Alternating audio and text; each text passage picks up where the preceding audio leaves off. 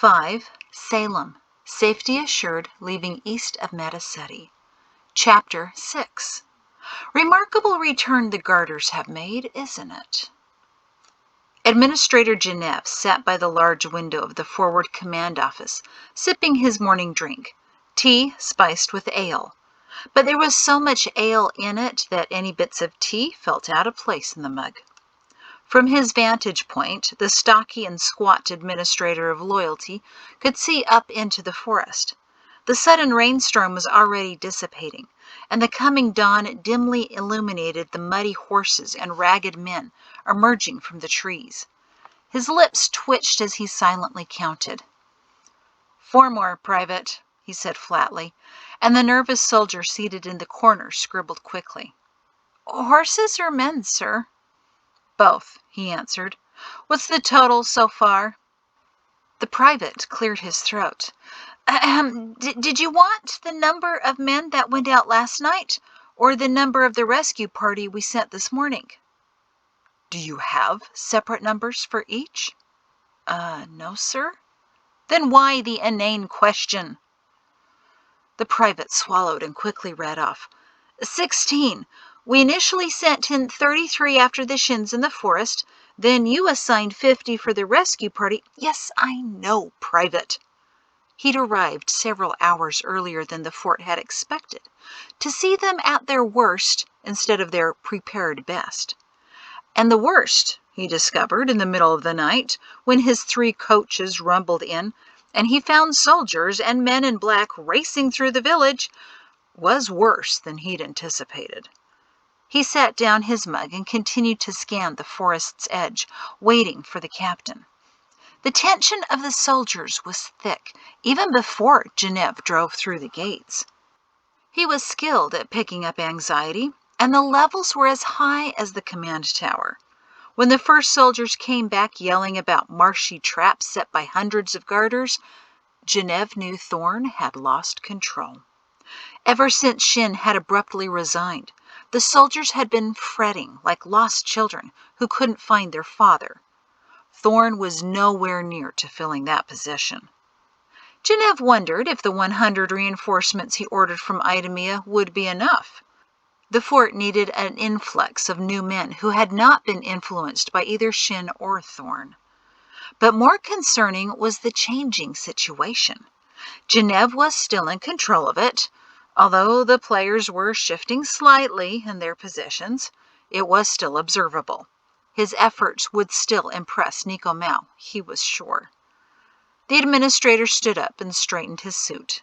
The white ruffles of his collar and sleeves felt ridiculous among the soldiers' simple jackets, but he had his own uniform to wear. Already he had conveniently lost the new vest with stripes, and since the day looked like it might warm up, he may have to remove the red jacket and find a way for the long coat tails to be accidentally trampled by a horse. Genev spied 5 more men, without horses, running from the forest further east. They dropped onto the grassy field in what he interpreted to be exhaustion mingled with terror. Genev sighed as 2 riderless horses bounded from the trees and continued in a fast gallop to the village. 5 more men, 2 more horses, he said in disgust, and scritching noises told him the tally was updated. Genev turned to the large cabinet. He knew what he wanted wasn't there, but the urge to search again for the Shin file, started by his predecessor Gadaman, nearly overwhelmed him. That file had been guarded for years, and then, on the eve of the Shin's extradition to Idemia, it vanished. How Thorn could allow such an important document to be lost was beyond comprehension. But Genev had his suspicions. During his interrogations that night, several soldiers admitted to seeing Sergeant Major Zenas leaving the office late the evening before. The quiet man should have been under closer scrutiny since he'd been identified. No one was sure exactly where his loyalties were. Zenas himself probably didn't know whose side he was on today. And to have allowed a duplicitous garter spy to remain in the fort for so long wasn't completely Captain Thorne's fault. It was his father's. Genevieve would deal with High General Thorne later. At least Genevieve still had the duplicate records of the captain's messages. He congratulated himself again for his prescience in making those copies and keeping them in 2 different locations. There was still enough evidence to convict the Shin woman 10 times over.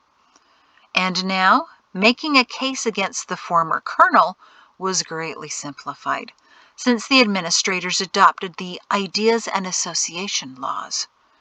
Genevieve glanced at the murky sky. He'd hoped to be on his way to Idemia by now, but at least the trials couldn't start without them. Shouts below him from the fort's compound signaled a new development. He glanced down at the men, then up to the forest. A cluster of blue uniforms on horseback were riding hard for the fort. He couldn't make out the individuals, but it was apparent by the way he rode that one of the riders was injured and not wearing a uniform. If it was only one of the Shins, who would I want? Genevieve mused. The boy would be most disappointing. The woman had irritated his predecessor and himself with her sedition for years. But the rejection of the army by its new high general also burned on his mind. Genevieve took another sip of his tea-less ale, straightened his hated ruffle, and decided that either one of the older Shins would be a pleasure to meet right now, especially writhing in pain. "Private," he barked. The young man jumped in his seat. "Sit here and keep track of the numbers as they come in. Add 9 more horses and as many riders." Genevieve strode to the stairs.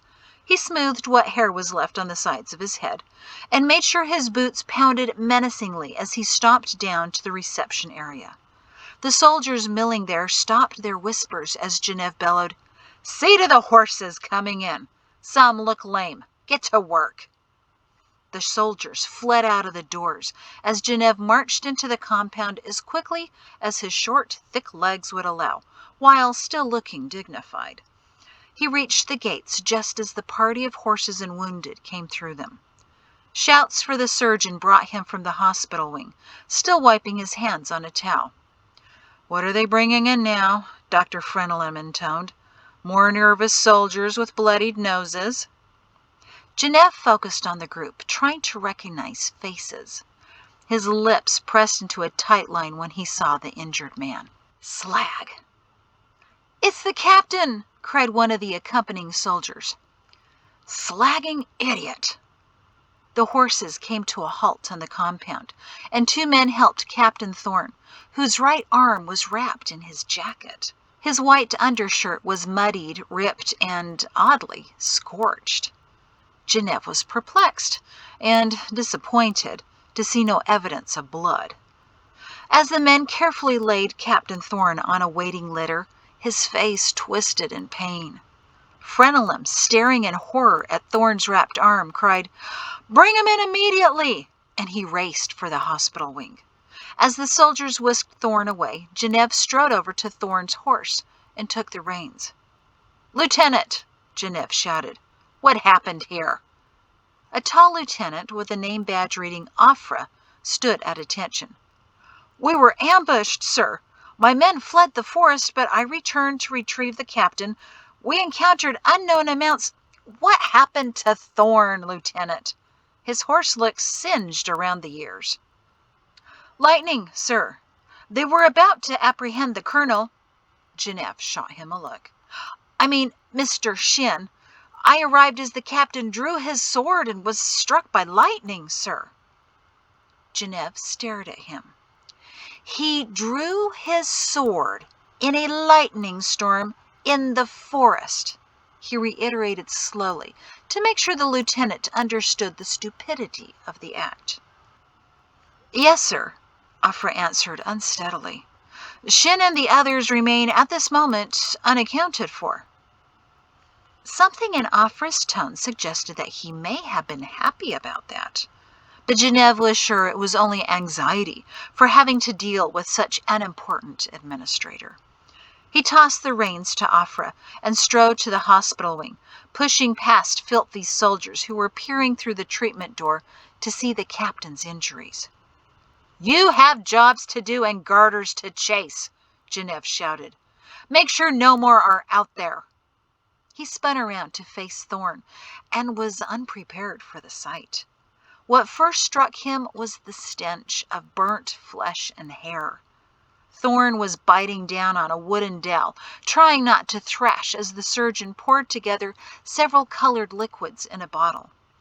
The surgeon's assistant rushed in with dripping wet towels and gently placed them on Thorn's right hand and arm.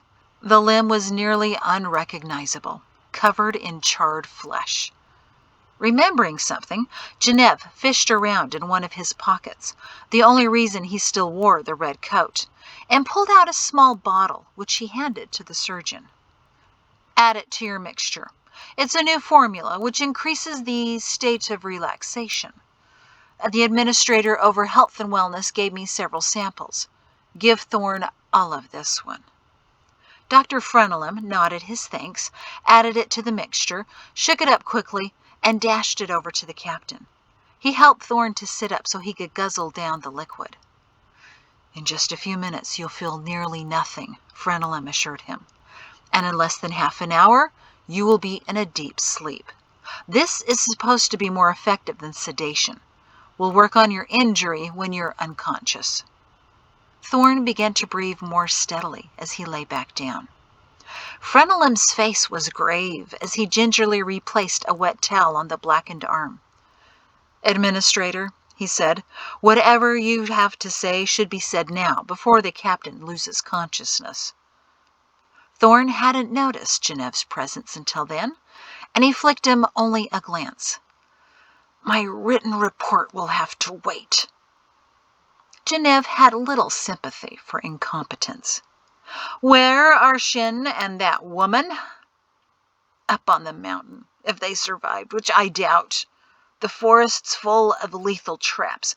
You're welcome to go find out for yourself." "So you've lost them, then?" "I can get them back. I've already sent soldiers to bring their daughter here. She's ready to birth at any moment, and I have no doubt she'll be willing to help us find her parents." "What about Sergeant Major Zenas?" "Dead," Thorn said. "Killed him myself. He was a traitor, just as I suspected." He cringed in pain. "All of this was his doing. I'm sure of it. His and that woman's. The colonel was just so blind." Genev felt his first sense of satisfaction for the day. This wasn't exactly to plan, but it was still within his control.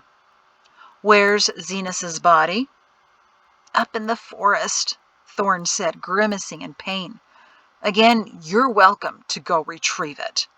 His head rolled some distance, but you might find it near a poisoned pond."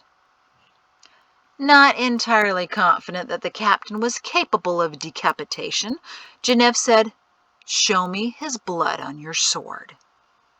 "You'll see nothing on that useless piece of steel." Genev noticed a sword, or what had been one, on the floor. He picked up the bent and charred metal. The hilt remained mostly intact, but a blown section above it suggested an exit route for the lightning bolt. He tossed it on the floor, where it clanged dully. "It's a miracle you survived the strike," the surgeon said. "I'm surprised the charge didn't continue through your body." "Miracle?" Genev scoffed. "I assure you, there were no miracles last night. There may be chance, there may be luck, but everything can be attributed to planning, execution, and timing. Or lack thereof," he added bitterly. Thorn didn't respond. 2 soldiers came to the door. "Captain Thorn, sir." Thorn's eyes popped open, and he attempted to sit up. "Well?" "We regret to inform you that Shin's daughter and her husband are nowhere to be found." Thorn's mouth dropped open in dismay. "But Raiden saw them running back. She may be birthing. Send someone to the village's office of family." "Already did," one of the soldiers said. "No one's seen the brider since last night.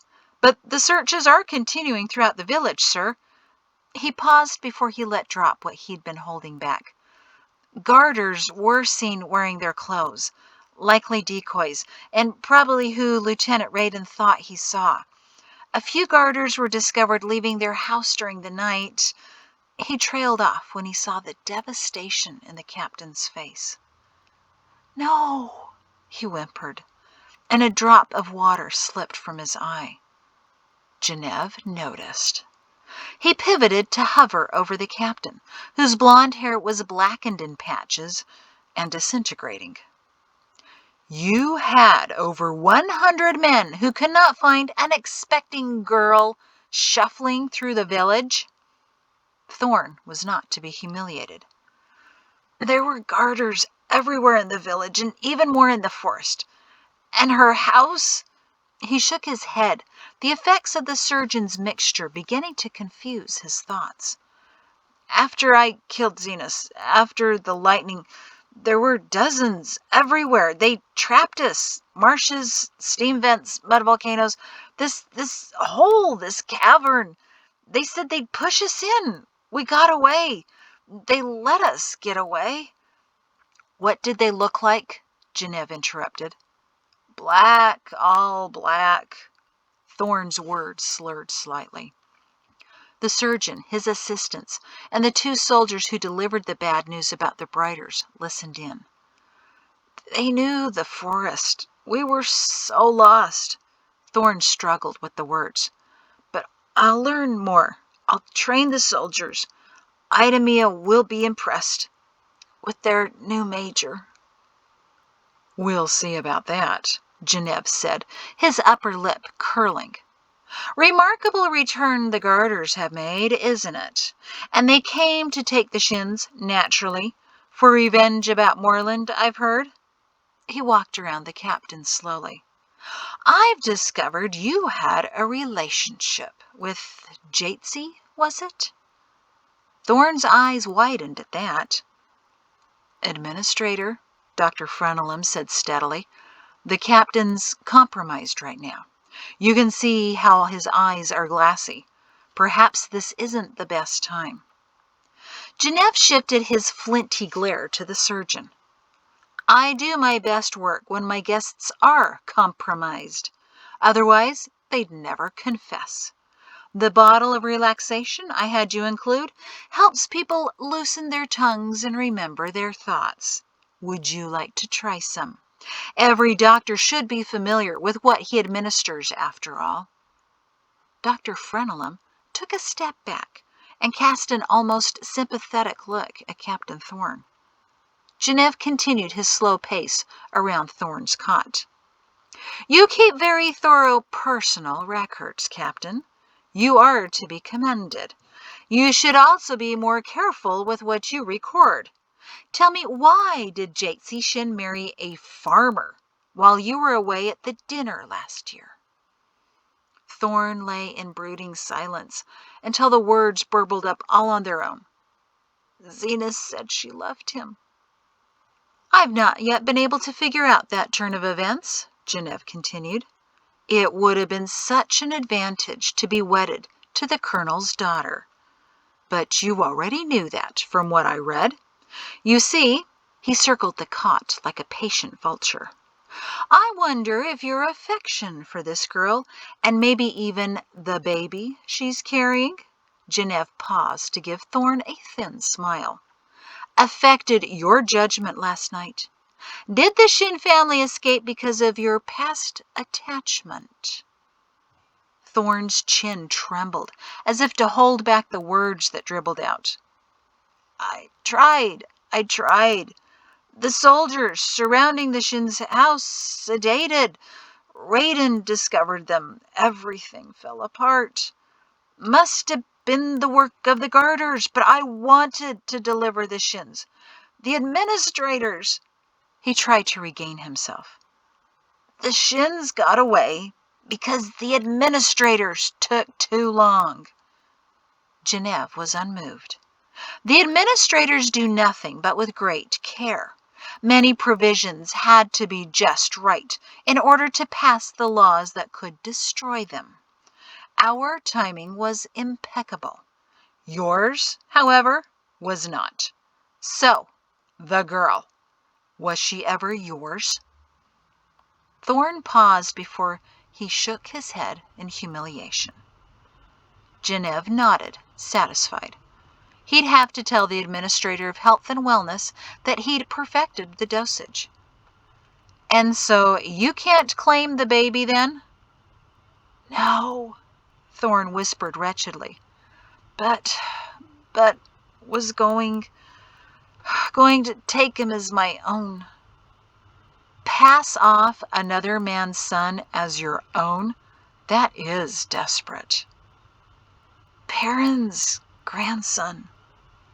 Ah, perhaps something to that, but still not of your blood. Tisk, tisk, Captain Thorn. So many missed opportunities.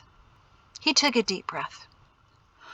One of the administrative provisions to assign commandants to forts where the administrators feel extra attention is needed appears quite prescient. Since I have no reason to return to Idemia this morning, I'll be staying on to provide that extra attention, to bring this fort back into order, and to inform High General Thorn and Chairman Mal when I feel you are ready to become Major Thorn. But I have a feeling that will take a very, very long time. The devastation on Thorn's face was worthy of a portrait. But enough, Genevieve decided. He took a step back and said in a tone he assumed expressed kindness, "Because your sword is destroyed, we will replace it with former Colonel Shin's." Thorn scoffed a slurred laugh. That was Shin's sword. High General Ralph took it to finish the job on Mrs. Shin because he wouldn't. His lips kept moving as his eyes slowly shut, and the surgeon's mixture took its full effect. Genevieve looked down at the mangled steel. Come to think of it, he'd seen that ornate hilt years ago, strapped to the side of General Ralph Shin. He kicked it away as he left the hospital wing. Out in the compound, he observed another group of soldiers come running in, this time from Edge. No sign of them in the southwestern quadrant, sir. Before Genevieve could respond, another group of soldiers came hurrying in on horseback, shrieking and shouting and waving cloth. What's going on? Genevieve demanded. It's the Shins, one of the soldiers cried out. He waved a torn piece of dark cloth. They said this was his. He's dead. Who said that? Genevieve snatched the cloth from the man's hand and held it up for inspection. It was a piece of a work shirt, torn and bloodied. He looked up at the other soldiers who also held cloth in similar condition. A lieutenant rushed over and wrenched the cloth out of Genevieve's hands. Ignoring Genevieve's affronted, "Hey!" Afra whimpered, "It is his, dear Creator. I saw him yesterday, wearing a shirt just like this." The lieutenant began to sway as if he'd fall over, but a nearby sergeant steadied him as Genevieve grabbed the cloth back. "Where is he? Where's Shin?" "They said his body is lost," another soldier told him shakily. "In a crevice, bottomless. All of them are gone." "According to whom?" "Garters, sir." The soldier trembled. "Their revenge for Moreland." The two soldiers with him shook, as if they were about to burst into childish tears. "With me, now!" Genevieve shouted, and the three men dismounted and followed Genevieve into the reception area of the command tower, while the rest of the soldiers stood stunned in the compound. What more did the so-called Garters say? The men looked nervously at each other. That all of them died. All of them are gone, one of them volunteered. They had some other clothes, torn and bloodied, something blue linen, something orange, some other work clothes. A few of them were laughing, and he focused on the floor under his boots. Genevieve pondered this turn of events. It was out of his control. Things should never be out of his control. Nico's Mal's experiments were all about the shins. Genevieve began to feel edgy. The village was aptly named. He was supposed to be calling the shots, not some trumped-up garters. And where the slag did they come from anyway? All of the garters were destroyed in the forests above Moorland. Genevieve had looked for survivors himself. So where did these dozens, maybe even hundreds of men in black suddenly come from? Maddening, that's what it was. And worst of all, it wasn't fair. Shin wasn't supposed to be destroyed by garters with a strange sense of entrepreneurialism. That was Genevieve's job. No, Genevieve thought, as the soldiers in front of him began to quake from silent tears. This was still his project. Garters or no garters, Genevieve was still in charge. A new story was forming, because he'd spent much of the night reading a curious letter that Shin had left for Zenas upon his death, from something the private in the office called the death drawer. "The three of you, follow me back outside." Obediently, the soldiers trailed after Genevieve, who found a ready and silent audience waiting. "It's confirmed," Genevieve announced loudly, standing to his full height for what it was worth.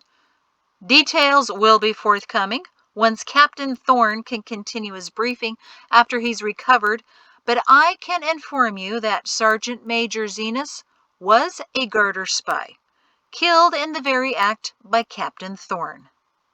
Several soldiers sat hard on the ground in a shocked stupor. Genevieve held back a smile as a new truth unfolded in his mind. "Zenas was also working closely with Mrs. Shin," he declared. "It seems there was a relationship there." Genevieve knew he was on the correct path when he heard gasps and even a mumbled, "No wonder Sarge was always over at their house." "Poor Colonel Shin, he deserves so much better," another soldier whispered behind Genevieve. Genevieve waited until all eyes were back on him again, and he knew the tragic end to the hero of Edge. Mrs. Shin, in her despair that her companion was executed by Captain Thorne, held a soldier hostage at knife point. It is still unclear, but it seems she was felled by several arrows. Her body tumbled into a crevice, and our dear former Colonel Shin, still devoted to his unfaithful wife, attempted to rescue her. He, too, was lost. Here you can see the remains of his shirt, stained with her blood, and caught and torn on a bush as he fell after her. "No, that can't be true. It's not true. Colonel!" Genevieve nodded gravely. "Their bodies are, sadly, irretrievable." Some of the soldiers began to openly weep. Others hid their faces in their hands. One soldier punched the timbers behind him. Still others shook their heads in disbelief. Especially Lieutenant Offra, who stood open-mouthed. Genevieve caught his eye.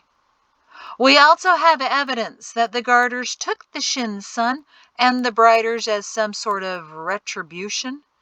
We have torn bits of their clothing, stained with blood, and the garters claims that they have killed them all." A few soldiers who had remained stoic began to sag and crumble. "Today you'll hear many versions of what happened last night," Genevieve continued, focusing on Offra. "It will take time to sort out all the details and clarify what exactly happened. Lieutenant!" Offra's mouth clamped shut, and he stood at attention. "As of this moment," Genevieve announced, "I am now in charge of Fort Shin. I will remain as commandant until Thorne recovers. Offra, recall the soldier sent out to search Edge. Once that other lieutenant has returned, I want him brought to me for briefing. Raiden, wasn't it? And make sure the message is received by soldier and citizen alike. The Shin family is officially gone." John Offra could only nod dumbly, returned some sort of semblance of salute. Was he supposed to salute to Commandant? Then head out of the fort in a half-stupor to retrieve Raiden and whatever soldiers were still searching houses. But John found himself staring at the sky. He couldn't get out of his mind the man the soldiers had captured, the one in the mottled green clothing. He told them to look at the sky, that it wasn't blue. The man had been right, John realized as he stopped in the middle of the road. He had glanced up when the man had first said that, seeing between the trees that the sky was black, and yet still he automatically thought of it as blue. And now there were far too many colors, with the rising sun bouncing off the drifting clouds to generate nearly every other hue possible. And then, oh, of course, now a rainbow. John couldn't decide if the sky was taunting him or trying to prove a point. He was too overcome with exhaustion and confusion to decide. It was, however, definitely not just blue. It would take days to sort out all he saw, but he knew one thing for certain that horrible morning. The sky would never look the same again. And that's the end of the chapter. Thank you.